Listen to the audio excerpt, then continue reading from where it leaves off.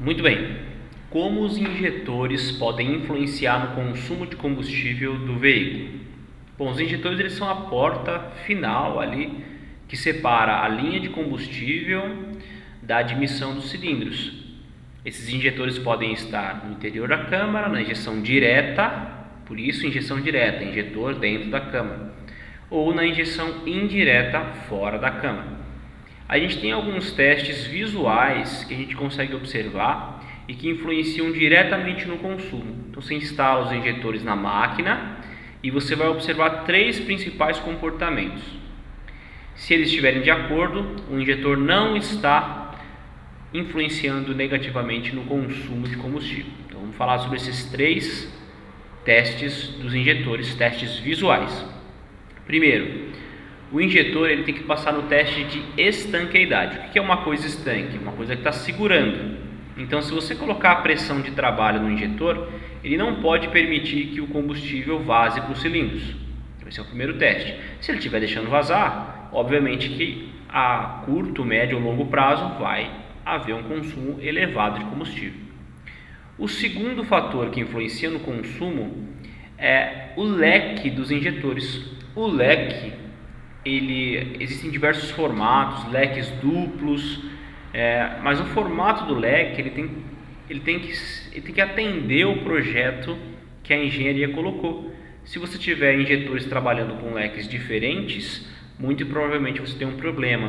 Normalmente a gente trabalha com comparações, mas existem tabelas de fabricantes que mostram qual deve ser o leque de cada um dos injetores. Você vai consultar e vai observar se aquele injetor está com o leque de acordo com o manual, se é um leque simples, um leque mais aberto, um leque mais concentrado, um leque duplo aberto, um leque duplo concentrado. Então tem diversos formatos de leque que normalmente o injetor é igual ao outro, então a gente apenas compara um injetor com o outro. Então falamos sobre o teste de estanqueidade, teste de aguentar a pressão e não deixar vazar.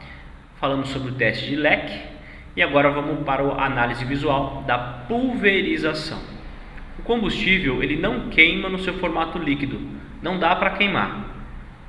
Ele precisa estar misturado com o ar, porque as moléculas de oxigênio do ar elas vão permear os hidrocarbonetos, ou seja, elas vão se infiltrar na estrutura do combustível, para que quando aconteça o disparo da centelha, aquela propagação da chama no interior do cilindro seja facilitada por essa quebra de moléculas de hidrocarboneto causada pelo oxigênio.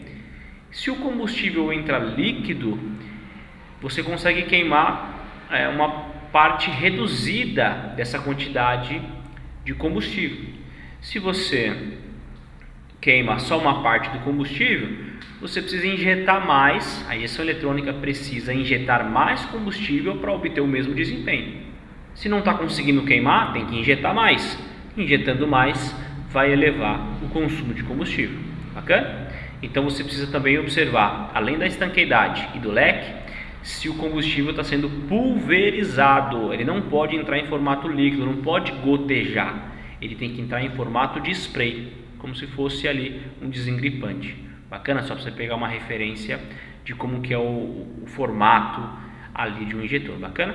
Mas de qualquer forma, se ficou alguma dúvida, eu vou deixar uma aula aqui nessa sequência dentro da plataforma MIE sobre como se faz a análise dos injetores em máquina. Bacana?